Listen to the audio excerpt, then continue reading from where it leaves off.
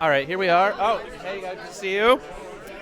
We're here at a Slamdance party, and we're here with Mark Levin. Is that correct? Close. Marvin Samel. Why did I just say Mark Levin? Oh, that was somebody else I was looking at a minute ago. That's okay. Yeah, all right. So, should I start again, or should we just keep going awkwardly? So if I'm going to direct? Yep. All right. iMordecai interview, take 2. All right. So, here we are with... Marvin Samel. Let's... Caught. All right. All right. Take 3. We're here with director Marvin Samel, and he's the director of iMordecai. Yes. A lot of Jewish M names in here. That's why it's all getting confusing. Yes. Yeah. Nice to meet you. Nice to meet you. And sorry, your name is? I'm Josh, but I call myself Spark the Genius because I wanted a cooler name because, there's a million Spark the Josh. Genius. Yeah. Okay. And I like to spark the genius within the listeners, like they're going to learn something here about making films, or they'll just watch us eat cookies because they're these sponsoring. are not just cookies. These No. are the original Crumbs Bake Shop cookies, and Crumbs Bake Shop is the title sponsor for iMordecai. Yeah. And everyone who comes to iMordecai on tour during our theatrical release starting February 10th in South Florida is going to receive a genuine jar of Crumbs cookies in the theater, and you're going to receive an immersive experience in which I'm going to take you through a non-apologetic tour of how a cigar maker became a filmmaker with my cast members, and you're going to laugh, you're going to cry, and have a great time. So this is going to be in Miami?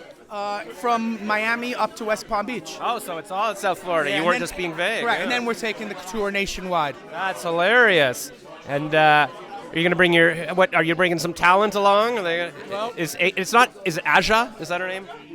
The great Aja Dene Hale will be joining me on stage every night. Oh my gosh. And then the entire cast will be joining me at certain times. Yeah. The great Judd Hirsch, the great Carol Kane, the great Sean Astin will be joining us. Stephanie J. Block wanted to join us, but she is performing in an Andrew Lloyd Webber musical at the Kennedy Center as the lead. I guess that's an excuse to not come for the cookies. Yeah, excuses, exactly. Yeah, exactly. Kennedy Center, Kennedy Schmenter. Whatever. He's not around. So That's an impressive cast. that was too soon, Josh. I know. I'm sorry. They were gonna release some information about that recently. They're saying the CIA was involved. I think I was listening to all the, the right wing podcasts. They're all getting in a tizzy. There's an Oliver Stone movie that can help. It's already covered it up. I think I saw that on Seinfeld. All right. So what inspired? Who wrote this movie? Was it you, or you found a script? Or? So iMordecai is a film starring Judd Hirsch, Carol Kane, Sean Astin, about a Holocaust survivor, my father, who walks around the world today with a flip phone tied together with electrical tape, tin foil for an antenna. Wow. His phone dies on him, and Marvin takes Mordecai to get an iPhone. And when he receives his first iPhone, he looks at the phone and goes, "What is this? Where are the buttons?" So Mordecai starts taking lessons with the young men and women who he calls the Einsteins. Right. And one of the Einsteins, her name is Nina, she teaches him Apple Music, Beats headphones, how to use Siri, and he tells Nina the story of his life in flashback. And we all learn together that you're never too old to find inspiration. Absolutely. I was just telling Aja that that's happened to me. I bought this iPhone 14 for the festival here, and I had a 2-hour conversation with the genius who was selling it to me, a young woman who looks kind of like Aja, same age, 25. And I know about her attempt to have kids and everything, so it's not, it's actually true that you can get a deep conversation with your phone seller. This actually happened. I didn't have to write this part in the script. Yeah. I snuck up on my father, who was taking lessons at the Apple store, and I see him telling the stories that end up in iMordecai to these young kids. One of them was paying attention so intently, and her eyes were sparkling so bright.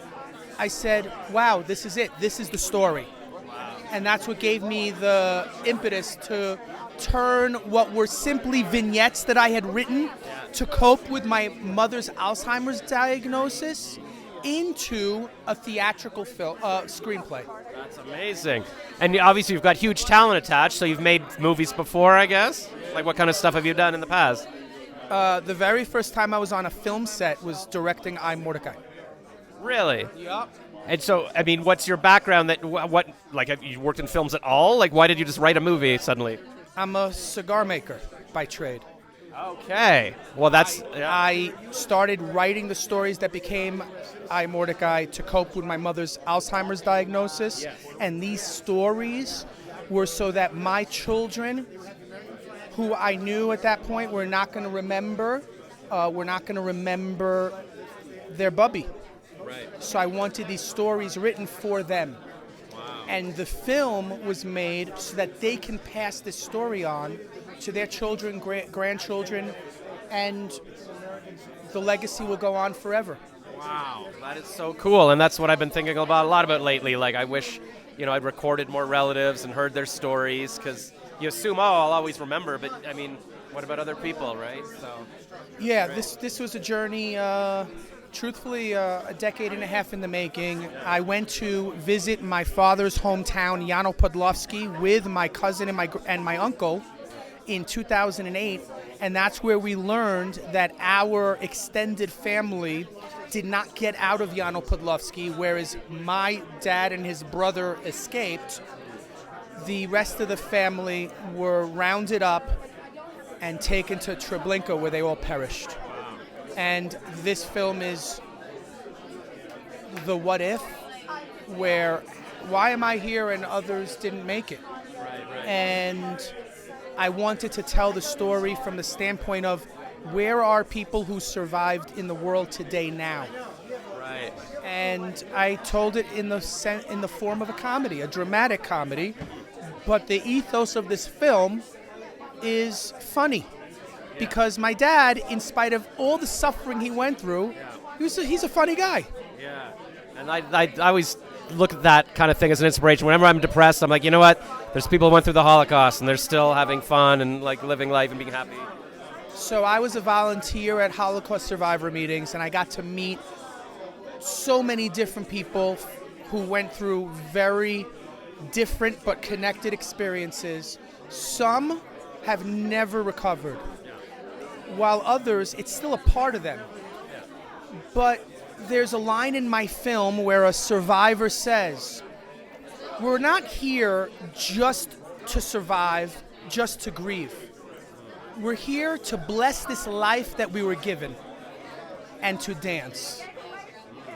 I like that. And I wanted people to understand that while what happened during the Holocaust is indescribable in terms of its pain, in the end, Hitler didn't prevail.